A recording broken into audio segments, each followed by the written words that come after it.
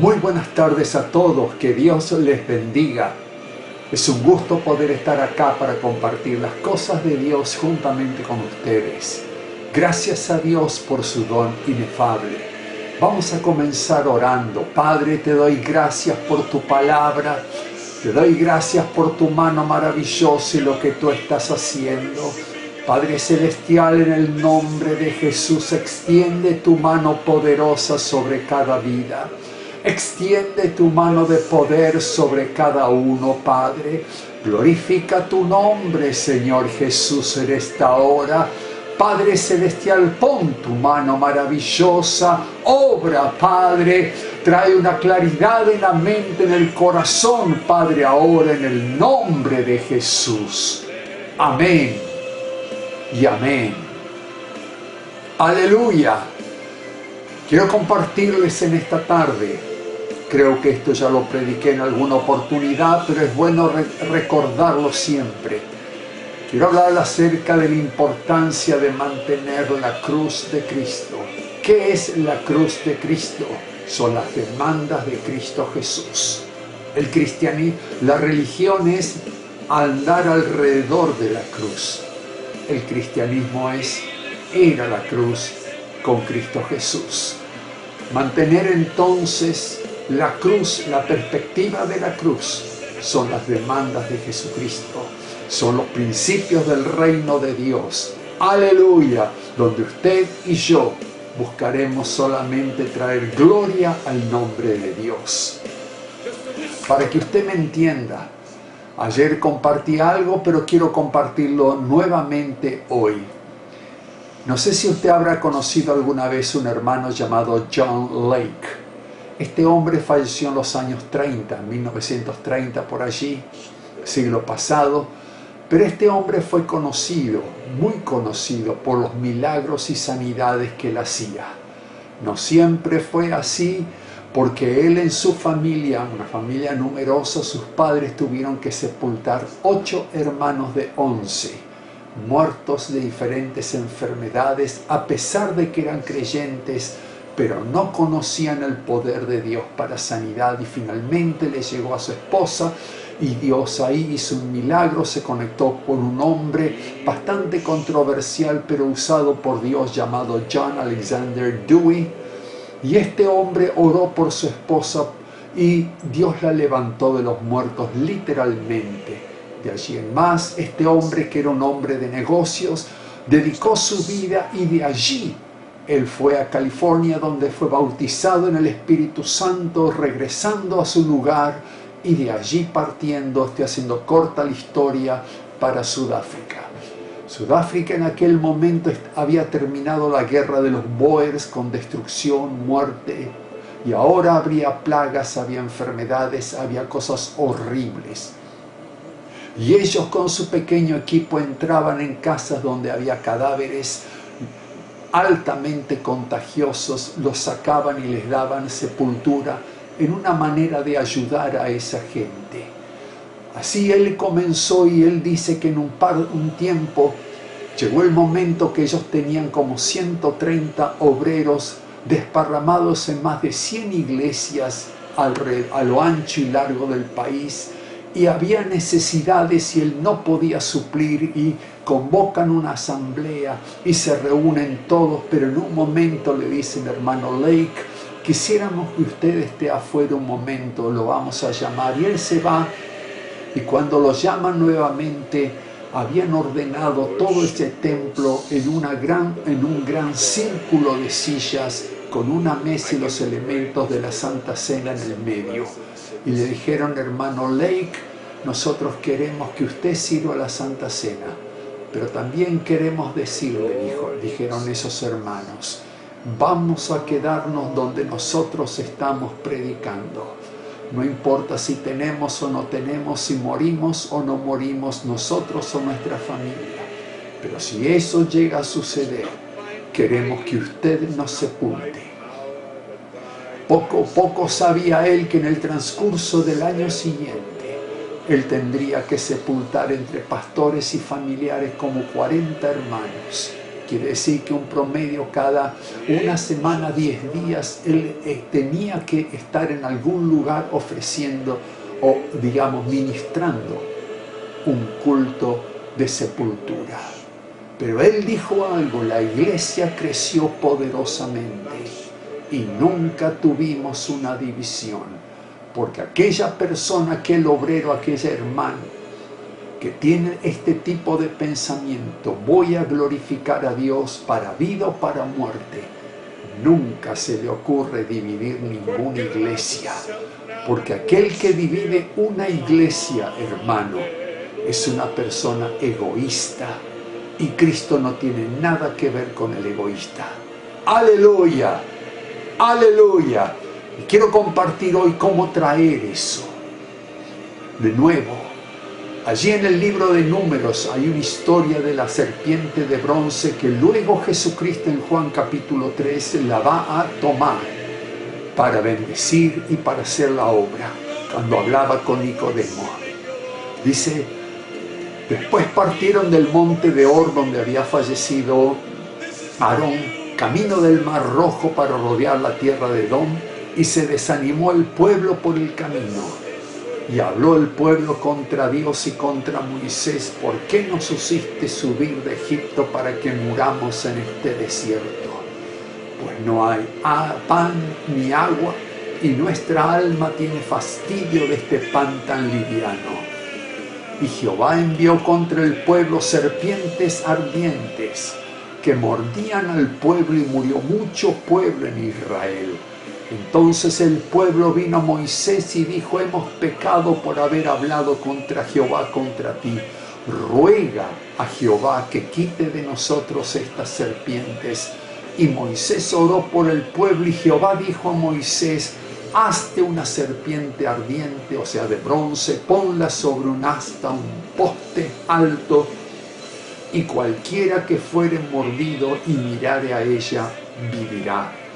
Y Moisés hizo una serpiente de bronce y la puso sobre un asta, y cuando alguna serpiente mordía a alguno, miraba la serpiente de bronce y vivía. ¡Aleluya! Lo interesante de esta historia es que no sucede en los 38 años, 35, 40 años, sino sucede en el último año que están en el desierto. No es la generación primera que había salido de Egipto, gente de 20 años para arriba. Esa generación estaba prácticamente, el único que sobrevivía era Moisés. Se estaba terminando esa generación, pero eran los hijos que cuando salieron de Egipto tenían menos de 20 años o habían nacido en el desierto.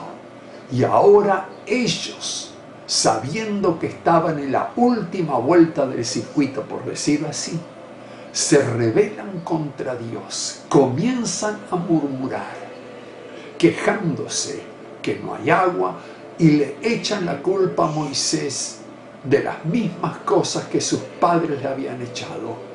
Cada vez que ellos tenían un problema, le recordaban: ¿nos sacaste al desierto para matarnos, como así mataste a ese egipcio en el desierto hace tantos años? Siempre recordándole fracasos, pecados antiguos. Cuando hay bronca contra alguien, cuando hay resentimiento y frustración, lo primero que salen son las cosas antiguas que tenemos hacia otras personas.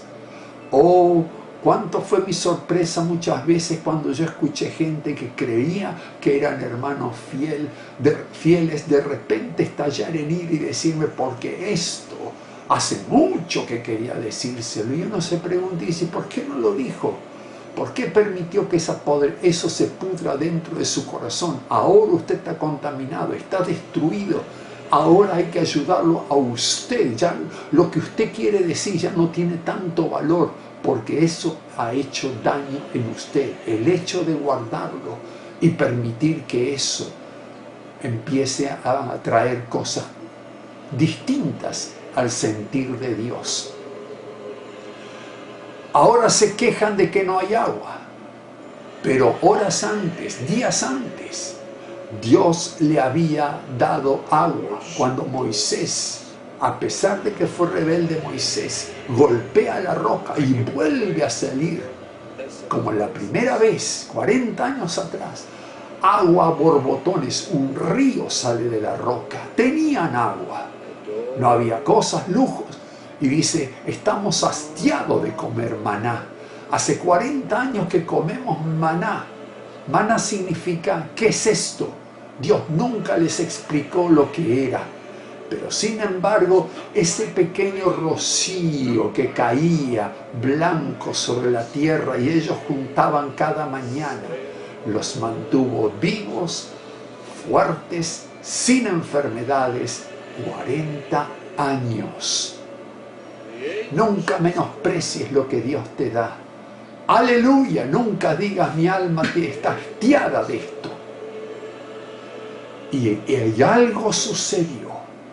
Moisés en el libro de Deuteronomio nos dice, cuando le está recordando a ellos su peregrinar, atravesamos, dice, un desierto espantoso, donde había serpientes ardientes y escorpiones. Por 40 años no se supo que una serpiente o escorpión mordiera al pueblo. Pero justo ahora, cuando el pueblo comienza a murmurar, algo que ya deberían haber aprendido a no hacerlo, lo que no sucedió en 40 años, ahora comienza a suceder. Esas serpientes que habían sido mantenidas alejadas del campamento, comienzan a entrar miles y a morder a la gente. ¿Por qué? Ellos sabían, como serpientes llenos de veneno, habían hablado en contra. Ahora morían por esas serpientes. Esas serpientes que lo mordían era la señal gráfica que su pecado era el que los mataba. No era Dios, eran sus pecados. ¿Qué había sucedido? Ellos sacaron sus ojos de la cruz, sacaron sus ojos de Cristo y lo pusieron sobre sus necesidades, sobre sus deseos, sobre sus peticiones, sobre sus caprichos, sobre todo lo que ellos querían, bueno o malo. Dejaron de lado las cosas de vista, la perspectiva de Dios. Y como Adán y Eva, luego de comer el fruto, sacaron sus ojos del árbol de la vida y lo pusieron sobre sí y se miraron y tenían necesidad. Estaban desnudos. De la misma manera, cuando yo saco los ojos de Cristo, saco los ojos de la cruz, saco la cruz de lado, comienzo a ver mis propias necesidades, que me falta esto, que me quejo de lo otro, que no tengo esto, que me sobra de acá, que me sobra de allá, y tantas cosas más que empiezan a afectar y a destruir mi vida. Y algo que ese muro de contención, como Satanás le dijo a Dios respecto de Job, tú le has cercado todo lo que tiene, yo no lo puedo tocar. Ese muro de contención y protección fue aportillado y el enemigo se pudo filtrar por ahí para traer destrucción al campamento. Hermano, cuando quitamos los ojos de la cruz de Cristo Jesús, ¿sabes lo que sucede? Dios, esa muralla de protección alrededor nuestro, pierde su efectividad y ahora comienzan a penetrar en nuestras vidas el fruto de que trae destrucción a nuestra alma. ¿Me explico? Puede pasar lo que nunca antes te pasó. 40 años viviendo en medio de serpientes, ni uno lo picó. Pero ahora miles entraban por todo todos lados estaban. Entraban en las tiendas y había serpientes. Caminaban entre las tiendas, había serpientes. Donde quiera que estaba viva. Y los mordían y empezó a morir y morir y morir y morir y morir y morir y morir. Y de repente, ¿sabes por qué? Cuando quitamos los ojos de Cristo, entra la muerte espiritual a nosotros. Oh, comenzamos a morir. Comenzamos a debilitarnos en la fe. Comenzamos a ver nuestra herida por donde el veneno satánico de la frustración, de la ira, de tantas cosas entran en nuestro corazón y nos están destruyendo. ¿Cuál es la solución? El pueblo clamó a Moisés y Moisés clama a Dios.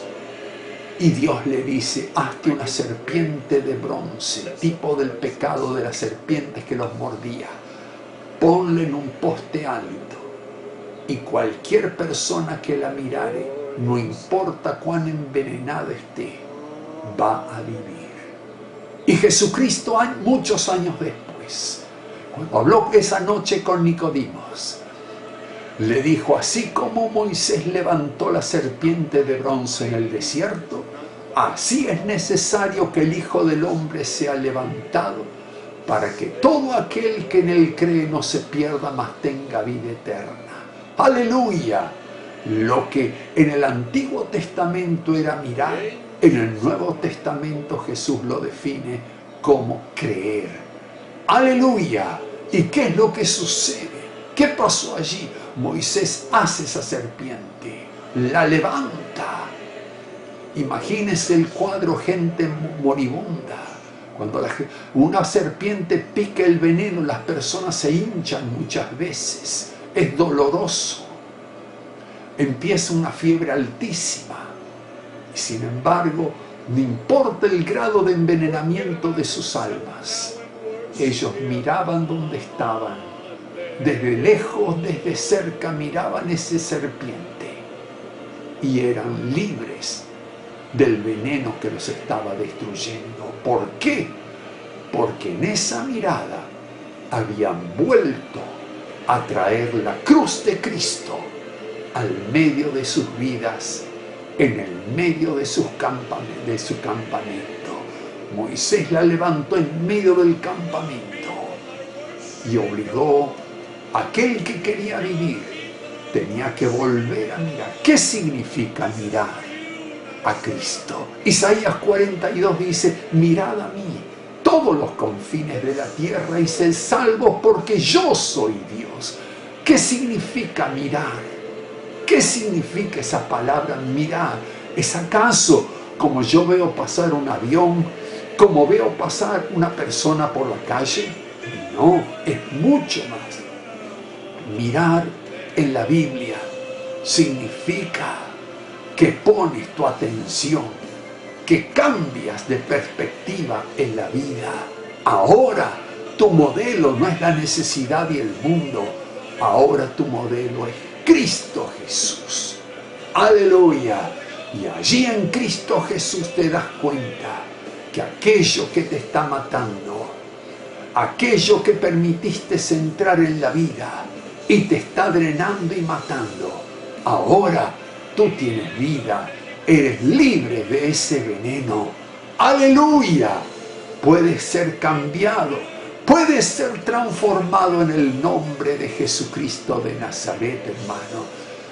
En Colosenses capítulo 3 dice, si pues habéis resucitado con Cristo, poned la mira en las cosas de arriba. ¿Qué significa? Cuando usted va a disparar un arma, usted tiene dos cosas si usted está utilizando una iron sight, la mira del arma. Usted tiene la mira acá atrás y tiene un punto adelante. Y usted hace coincidir esa ranura acá atrás con ese punto adelante a donde usted quiere pegar la bala, a su blanco. Cuando usted la corrigió, usted ha puesto sus ojos en la mira. Usted está apuntando a un blanco. Ya no es un disparo al tuntún, no es un disparo al azar. Es algo premeditado. Quiero poner mi bala de mi arma en tal blanco. Sea con un arco y flecha, sea con una ballesta, sea con lo que sea, funciona así. No es solamente mirar, es la intencionalidad. Quiero darle al blanco. Y Pablo dice, poned la mira en las cosas de arriba. La palabra pecado, en el griego, una de las acepciones significa harmatía, que significa errar el blanco. Cuando un tirador con arco erraba al blanco, se decía harmatía. La flecha no pegó donde debería haber pegado. ¿Entiendes, hermano? ¿Qué es nuestro pecado? No acertarle a la voluntad de Dios, porque no ponemos nuestros ojos en la mira. No nos dedicamos. Cristo es una actividad ocasional de domingo, un poquito en el día, 3, 4 versículos hoy, una oración de gracias en la comida, en la mañana, en la noche, y así continúo mi vida. Hermano, estoy diciendo, mi vida es más importante lo que yo hago y pienso que lo que Cristo hace. Y por ello, hermano, nuestro muro de contención y protección alrededor, que podría ser algo que te impide que las maldiciones de este mundo entren, están aportillados y entran por allí. Cuando tú traes y yo traigo de nuevo la cruz de Cristo al centro de mi vida, cuando la traigo, los demonios de opresión salen. Cuando traigo la cruz de Cristo al centro de mi vida, las enfermedades salen. Cuando traigo la cruz de Cristo al centro de mi vida, las adicciones y vicios salen. Cuando traigo la cruz de Cristo en medio de mi vida, la preocupación, la angustia sale. Cuando traigo la cruz de Cristo, entra la paz de Dios. Y todo ese turmoil, todo ese ruido que hay dentro mío sale. Y queda la paz de Dios que sobrepasa todo entendimiento. ¡Aleluya! Jesús dijo, mírenme a mí, para que todo aquel que en Él cree no se pierda. Esa gente por miles se estaba muriendo y perdiendo, hermano. Envenenado. No tenían que esperar 20 años, 30 años. El veneno era instantáneo.